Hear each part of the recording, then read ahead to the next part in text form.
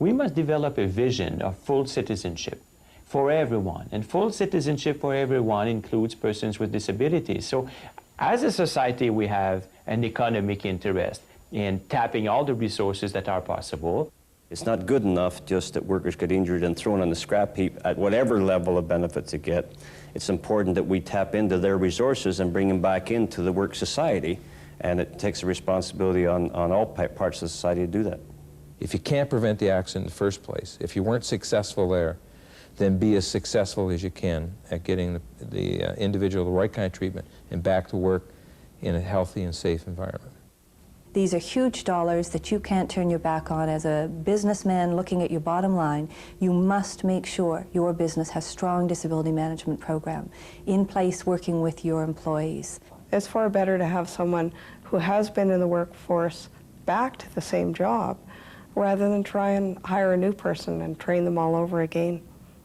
The real focus needs to be on clear human values. It's simply the right thing to do to not have accidents, and if we should have someone who becomes disabled, get them back to work as quickly as possible.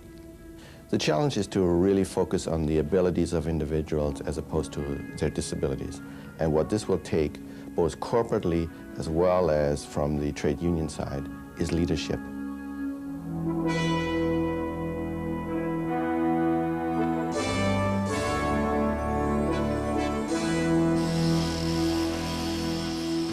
A remarkable revolution is underway, improving the lives of workers all across Canada.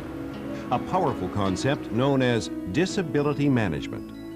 Among the pioneers in the field was the West Coast forest industry. Workers who were injured on the job used to be routinely pensioned off and put out to pasture. Many never returned to work. Not only was that policy expensive, it was also a shocking waste of human ability and experience. Disability management provided the answer, a cooperative labor management program based right in the workplace. It provided a model for reintegrating injured or disabled workers back into the workforce as soon as safely possible.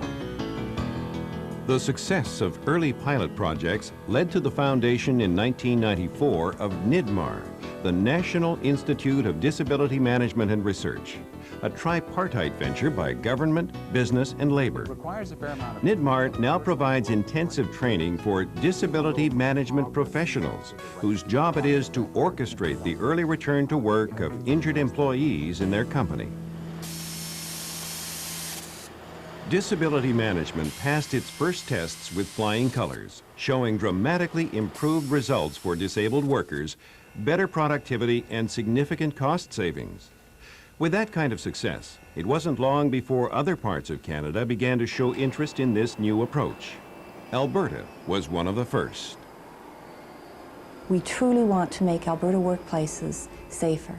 And if there is an injury, if somebody is unfortunate and they get hurt in the workplace, we want to, as safely as possible, return them to work.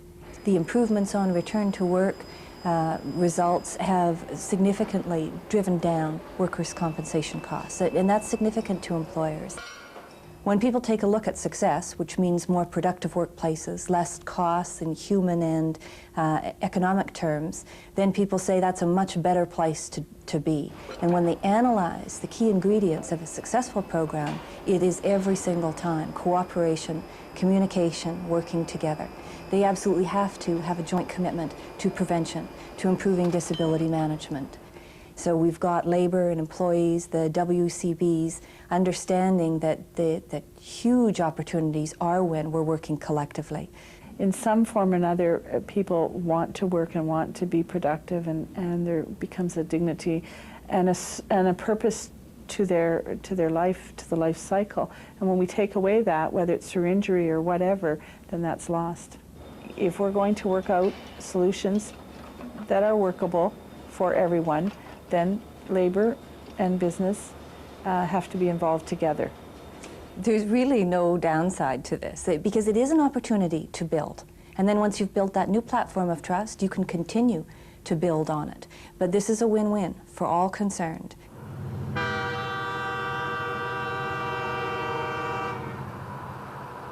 It's really encouraging to see that large national employers like Canadian Pacific Railways have adopted, together with the unions, disability management programs and practices throughout all of their operations right across Canada.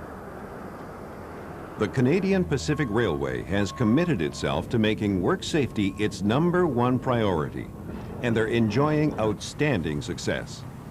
But accidents do happen, and the company also has a strong disability management program which is saving money and helping to retain valued employees. You'll be set to depart following 418, over. Bernie McCourt is a rail traffic controller at the CPR's main control center in Calgary. 3 years ago, he lost his leg in a rail yard mishap. The road back was tough, but having a good job to come to and a supportive company made a huge difference. I was a trainman, a train brakeman, and conductor. I was working in the yard the night of my accident. I was caught between two train cars. My leg was caught. And following about 2 years of rehabilitation, achieving physical functionality again, I returned to work in the position of rail traffic controller. It was fairly related to what I'd done in the past. I do enjoy the job. Yeah, that will be into track 1 at Saberton, and your lift is in track 2, over. The accident which I had was life-changing, and self-esteem is a big issue. One does have the need to feel useful. So certainly the opportunity afforded by having a responsible position that one can return to, I feel fortunate about that.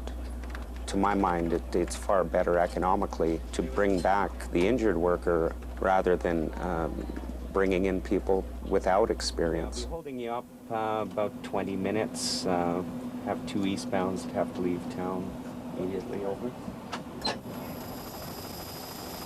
Another enterprise with a strong commitment to disability management is Macmillan Bloedel, one of Canada's largest forest companies. CEO Tom Stevens puts a high value on the human assets of his industry. A human life is too precious to waste. We have a responsibility to take care of our employees in the fullest extent. If someone is injured, it's our responsibility to help them to the degree possible. If we take care of our employees will take care of us.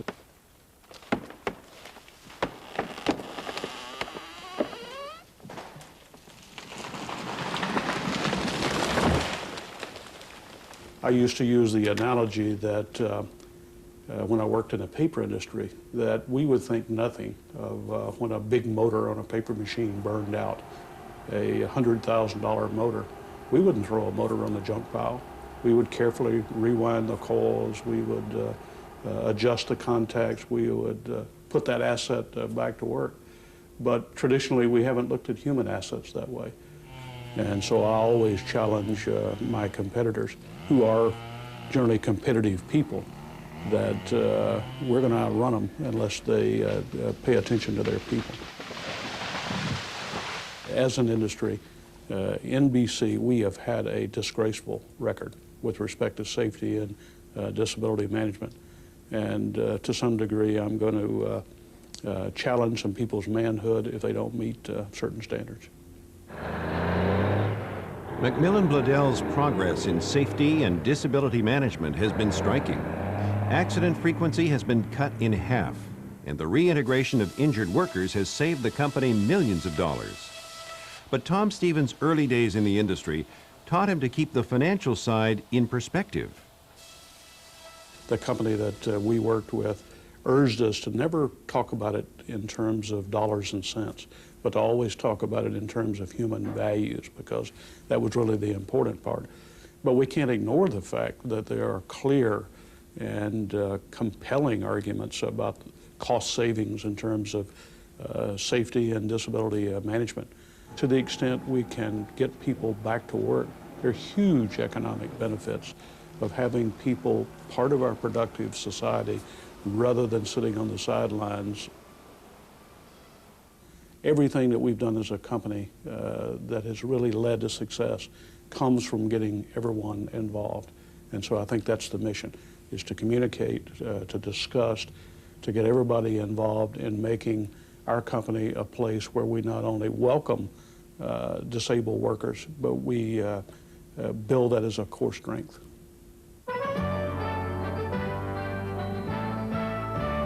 A clear example of the growth of disability management programs is the fact that the Canadian Broadcasting Corporation is now in the process of working with its unions in adopting a disability management program right across all of its Canadian broadcast centers.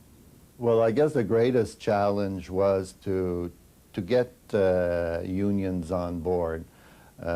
Some of them were fearful, and we've seen over our last few meetings that the unions that were fearful at the beginning are coming on board, and this has created a better level of trust and understanding. Dr. Seguin brings to the CBC his long experience in occupational medicine. He knows only too well that the longer an injury keeps a worker off the job, the greater the risk of other complications. L'employé qui est à l'extérieur du travail pour une longue période de temps développe beaucoup d'anxiété face au retour au travail. Et ceci entraîne souvent des problèmes émotifs, des dépressions, qui ont un impact certain sur la vie personnelle de l'individu, sur sa vie familiale, sur sa relation avec son épouse, avec ses enfants. D'où l'importance d'intervenir précocement dans le processus de l'incapacité pour amener l'individu au travail, pour maintenir le lien avec son employeur avant que cette mentalité d'invalidité s'installe. Disability management is becoming far more accepted as a concept that provides economic returns for the employer, but more importantly, that produces results and long-term outcomes for the disabled worker. It's being broadly adopted, it's coming to maturity, and we're seeing it enshrined in corporate policy statements, in collective agreement languages, in legislation. One of the most significant strides in the growth of disability management came recently when the concept was brought to Ontario by the huge Workplace Safety and Insurance Board. I'm convinced that there's a very substantial economic case to be made for prevention and a substantial case to be made for early return to work and good disability management programs. We made a lot of mistakes when we brought people back to work. They were brought back to inappropriate jobs. They were often re-injured because nothing was done about their former job. And we found a lot of people, of course, didn't come back at all.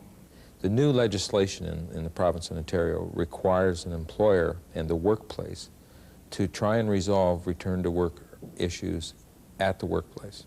So there's a responsibility for the employee and the employer to cooperate and to find solutions. In a number of workplaces, we've made some progress. Others, of course, you have some employers, even some union people are a bit resistant. But the idea is spreading and growing. There are employers who don't understand it and haven't taken time to understand it and perhaps have too narrow a view to realize the benefits are there. But there are many employers that clearly understand that this is the right thing to do for their employees and it's the right thing to do for their businesses. Workers are human beings. They're part of the human family. And that not just the worker gets injured, the impact then comes on the family. Whether it's a man or woman, the kids, etc., the reduced income, the sort of the exclusion from what I keep saying, a workplace is a community. And so to be part of the human family, people like to have some form of work, some kind of connection to each other. And so this is really important from the human spirit side as well as from the financial side. I've noticed in my travels around the province that where you have CEOs who are committed to health and safety, the organizations that have good programs for disability management and return to work and treat their employees right, tend to also be the companies that have good quality, good sales, and good profits. The latest development in the spread of disability management is the opening of a NIDMAR office in Ottawa. Close contact with governments, both provincial and federal, has always been a vital part of the Institute's progress. If all of the people who are disabled as a result of workplace injuries got back to work even a day faster, it's literally tens of millions of dollars in more output for the economy of our nation. We as a society, we as a country, need to be as competitive as possible with others. So we need to ask everyone that can contribute something to the labor market, to the economy, to contribute whatever that is. And this is a case where it's sort of above politics, above ideology, above the current often conflict between labor management, and both unions and management are working together in the interest of this individual and in their self-interest as well. The Workers' Compensation Board of British Columbia has also embraced the principles of disability management. It's quite a change from the way things used to work. Our process here in the past was one of us trying to work on the worker and the employer and the union to affect some kind of an outcome. And so we were driving the process. What we're trying to do is turn it around, and really the workers and the employers at the workplace are the people who should be driving this process, and we're trying to involve them from day one. The board recently set an example to the BC business and labor community by establishing its own disability management program for its 2,500 employees. Debbie Richardson suffered from chronic tendinitis in her arms, complicated by the fact that she uses a wheelchair. The result was long periods off the job.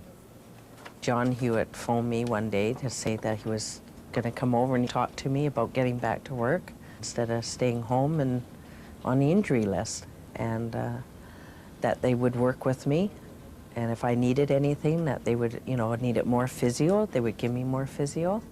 And it's good to get back to work rather than sitting at home. You can only watch so much Oprah. The solution was simple: a move to a slightly different clerical job involving less data entry and less arm strain. And Debbie couldn't be happier. I know it's more expensive to keep me on pension or long-term disability than it is to pay me my wages. And in the long run, it's better to have, just for your own, it makes you feel, well, just for me, especially in a wheelchair, it makes me feel productive, being able to come back to work. No, I believe years ago, if you couldn't do the job, you were gone, period. Yeah. So many of the return-to-work solutions are simple ones. Modified duties, a special tool, an adjustment to working hours. All that's required is the will to do it. The rewards are clear: an experienced, harmonious workforce and an improved bottom line. The National Institute of Disability Management recently signed an important agreement with the International Labor Organization, a division of the United Nations, to develop an international code of practice in disability management. The agreement was signed by NIDMAR's business and labor representatives and co-signed by the Federal Minister of Human Resources and the Premier of British Columbia. It is through partnerships such as this one that we are able to work cooperatively to improve the lives of so many. This agreement for the ILO is the first step in what we hope will be a much broader international program, first to carry out research and then transform the results of that research into very practical guidance on re-employing, retaining, or re-employing persons with disabilities. Essentially, what we're doing with our welfare and benefit system is paying a lot of money to keep people out of work, instead of investing just a tiny part of this money to put people back to work, which makes a lot more sense. The ILO development of an international code of practice in disability management is really the crowning symbol on an international level of the growing maturity of this concept as a recognized practice helping disabled workers and employers. The most encouraging sign of the advance of disability management across Canada is the fact that a growing number of corporate, labor, and government leaders are becoming not just supporters of the concept, but advocates. It seems they've accepted the challenge to lead.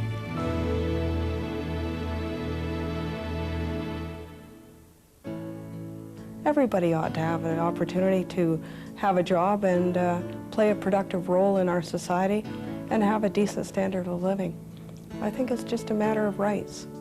There's really a great opportunity here for people to set aside some of the turf issues and understand that if we cooperate, that we will have a much better system. There are many reasons to do it, and there's really no reason other than ignorance not to have a strong disability management in the workplace. If I'm a worker that gets injured on the job, the payoff for me is that I am still considered to be important in society, important in the workplace.